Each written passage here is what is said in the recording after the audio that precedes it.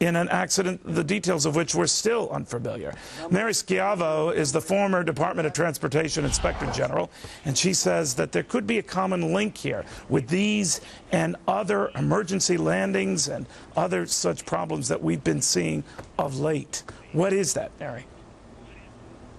Well, the common link is the economic pressures existing in the industry today. The Federal Aviation Administration says when the operator or the airline or the industry as a whole is under those economic pressures, they need additional oversight and they need additional enforcement of the federal aviation regulations to make sure that in the effort to try to do more with less, corners aren't being cut.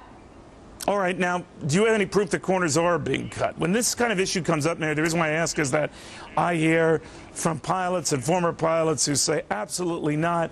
I hear an equal number, emails and phone calls, say absolutely is happening. It would behoove you to think that when times are tough, you know, things are cut back on. But the ones who argue that this isn't one of them argue it's because it would be disastrous if they were. What do you say? Right. Well, on these two particular ones, there are very strong indicators, and particularly in the case of the FedEx plane, there was a very similar accident in Newark in 1997, and that was linked to the horizontal stabilizer and the instructions as to what you're to do in that very particular plane when you have a bad landing. In that case, the recommendation was to do a go-around. In the case in Montana, it does look as though there were more people on board than the plane is certified to fly, and they will be looking at weather and weight.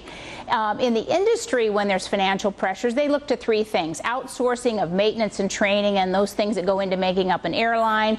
They look to the retirement of more senior people and moving off the roles of the more expensive employees to replace with less trained employees. And they look with something we call, a very technical term, get-there-itis, and that is your financial pressures propel you to go when maybe you shouldn't.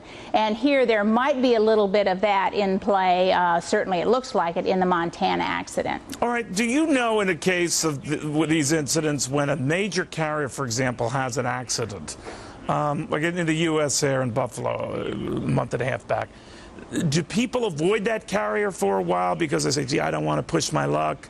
Or do they just say these are still anomalies, air travel is still very, very safe, and I'll take my proverbial chances? There's been a lot of research on that. Mostly the number one factor is price. People look for the most economical way to fly by and large, and schedule.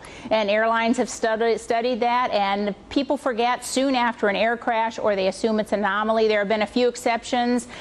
Carriers like ValueJet, people never forgot. Right. Air Florida, of course, both of them are out of business or something else now, but very rarely do people remember.